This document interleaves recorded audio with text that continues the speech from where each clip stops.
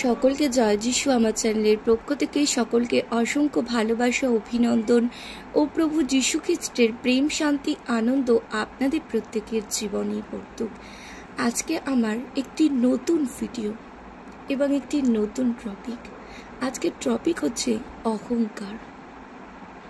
আমরা দেখি আমাদের সমাজ বা আমাদের আশেপাশে আমাদের জীবনের মধ্যে এক অহংকার জিনিস কাজ করে। আজকে ঈশ্বরের বাক্য অহংকার সম্বন্ধে কি বলছে? ঈশ্বর অহংকারকে পছন্দ করে না। ঈশ্বর ধন সম্পত্তিকে পছন্দ করে না। ঈশ্বর পছন্দ করে আপনার একটা সুন্দর স্বচ্ছ মন। কারণ ঈশ্বর প্রভু যিশু তার প্রথম প্রচার করেছিলেন মন পরিবর্তন করো। তিনি মন ব্যতি রেখে কিছুই আমাদের থেকে চান না। তাই ঈশ্বরের সেই পবিত্র বাক্য কি বলছে আজ? অহংকার। আমরা যদি একটু অর্থ বা একটু সম্পত্তি কিছু করি, আমাদের জীবনে অহংকার এসে যায়।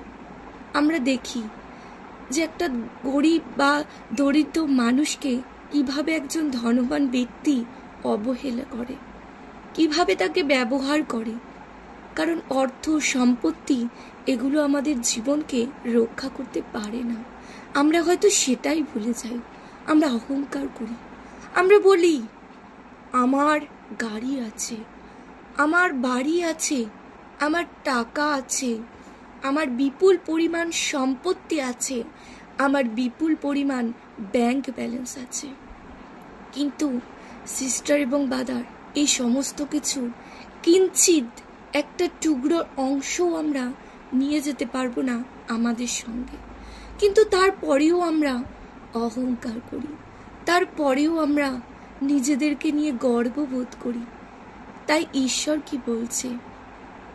আজকে আমরা সেই বাক্যে যাব। লুক 12 অধ্যায়ের 15 পদে বলছেন, তিনি তাহাদিগকে বলিলেন, সাবধান, সর্বপ্রকার লোভ হইতে আপনাদিগকে রক্ষা করিও, কেননা উপচিয়া পড়িলেও মনুষ্যের সম্পত্তিতে তাহার জীবন হয় না। সত্যিই তাই সিস্টার এবং দাদা, আমাদের সম্পত্তি, অর্থ এসবে আমাদের জীবন থাকে না। আমরা হয়তো বৃথাই অহংকার করি। আমরা হয়তো বৃথাই বলি যে আমার বলতে এ জগতে কিছুই নেই। কারণ একমাত্র সৃষ্টিকর্তা যিনি আমাকে নির্মাণ করেছেন, তিনি যদি আমার পানটাই না রাখেন, তাহলে আমার বলতে আর কি রইল? কিন্তু তাও আমরা অহংকার করি আমাদের অর্থ সম্পত্তি নিয়ে। তাই ঈশ্বর তার বাক্যে বলছে, সাবধান, আমরা যেন এরকম লোভ লালসা থেকে আমরা নিজেদেরকে রক্ষা করতে পারি। এবং ঈশ্বর আরো বলছে যে তোমার যদি অর্থ সম্পত্তি উপচেও পড়ে, তাতে তোমার কখনো জীবনটা আটকে থাকবে না। কারণ আমাদের জীবন সেই অর্থ সম্পত্তির ওপরে নির্ভর করে না। আমাদের জীবন একমাত্র সেই ঈশ্বরের ওপরে নির্ভরশীল থাকা উচিত। কারণ যে ঈশ্বর আপনাকে আমাকে নির্মাণ করেছেন এবং তার নিজ প্রাণবায়ু দিয়ে আমাদেরকে সৃষ্টি করেছেন। তাই ঈশ্বর বলছে মানুষের জীবন তার অর্থ সম্পত্তিতে নির্ভর করে না। এছাড়াও ঈশ্বর আরো তার বাক্যে বলেছে, হিতোপদেশ 22 অধ্যায়ের 2 পদে হচ্ছে, ধনবান ও দরিদ্র একত্র মিলে সদাপ্রভু তাহাদের উভয়ের নির্মাণ কর্তা। ঈশ্বরের পবিত্র বাক্য বলছে, ধনবান ও দরিদ্র একত্র মেলে সদাপ্রভু তাহাদের উভয়ের নির্মাণকর্তা। কারণ ঈশ্বর আমাদের প্রত্যেকের নির্মাণকর্তা। তিনি ধনবান বা দরিদ্র সকলেরই সৃষ্টি তিনি করেছেন। আজ আমরা অর্থ সম্পত্তি দেখি, কিন্তু আমরা এটা ভাবি না যে আমরা মাটির শরীর, একদিন এই নিঃশ্বাসটা ত্যাগ করলে এই দেহটা সেই মাটিতেই মিশে যায়। সেখানে কেউ ধনবান থাকে না, সেখানে কেউ দরিদ্র থাকে না। কারণ সেখানে মাটির শরীর মাটিতে চলে যায়। কারণ প্রত্যেকের নির্মাণকর্তাই হচ্ছে সেই প্রভু যিশু, যিনি নিজে হস্ত করে আপনাকে আমাকে সৃষ্টি করেছে। তাই ঈশ্বর বলছে জীবনে যেন আমাদের অহংকার না আসে। ধন সম্পত্তি আমাদের জীবনকে রক্ষা করতে পারে না। যেদিন আমরা এই জীবন ছেড়ে যাব, সেদিন এই দেহ, সেই ধনবানী হোক আর দরিদ্র ব্যক্তি হোক, প্রত্যেকে সেই মাটিতেই যাব এবং সেই মাটির শরীর মাটিতেই যাবে।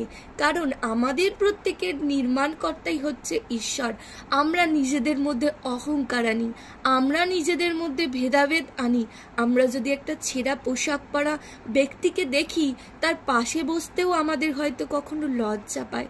তো কখনো ভেবে দেখি না তো সত্যিই ঈশ্বরের বাক্য এত মহান এবং সেটা কতটা শিক্ষণীয়, যে যিনি ধনবান সে হয়তো একটা বড় 4 চাকা গাড়ি চড়তে পারে, একটা ভালো মোটর সাইকেল চড়তে পারে, কিন্তু একজন দরিদ্র ব্যক্তি হয়তো ছেঁড়া জুতো বা তার পায়ে জুতো নাও থাকতে পারে।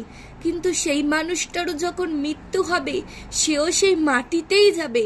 আর যে ব্যক্তি 4 চাকা গাড়ি চড়ছে বা মোটর সাইকেল চড়ছে, সেই ব্যক্তিও সেই মাটিতেই যাবে।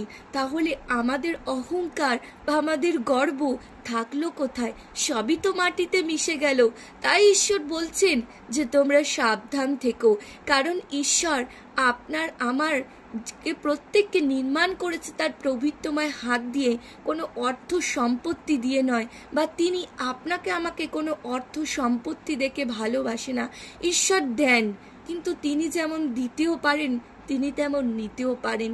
তার দিতেও যেমন সেকেন্ড লাগে না, তার নিতেও তেমন একটা সেকেন্ড লাগে না। তাই আমাদের জীবনে যেন আমরা কখনো অহংকার না করি, কখনো নিজেদের ধন সম্পত্তি নিয়ে বড়াই না করি, কখনো যেন না বলি এসব আমার আমার। কারণ আমার বলতে সিস্টার এবং বাদার কিছুই নেই, সবই সেই সৃষ্টিকর্তা নির্মাতার, যিনি আপনাকে আমাকে এই সুন্দর জীবনটা দিয়ে নির্মাণ করেছেন। কারণ এই জীবনে তারই একমাত্র অধিকার, আমার বলতে কিছু নেই। সকলকে জয় যিশু। যদি আপনাদের ঈশ্বরের এই পবিত্র বাক্য ভালো লেগে থাকে, অবশ্যই লাইক শেয়ার কমেন্ট করবেন। আপনাদের একটা লাইক, একটা শেয়ার, একটা কমেন্ট আমাকে আরও এগিয়ে যেতে সাহায্য করবে। যারা আমার চ্যানেলের নতুন আজকে ভিডিওটি দেখছেন, তারা অবশ্যই আমার চ্যানেলটিকে সাবস্ক্রাইব করে রাখবেন, যাতে আরও নতুন নতুন ভিডিও আপনাদের সামনে প্রথমেই আপনারা পেয়ে যেতে পারেন। সকলকে জয় যিশু।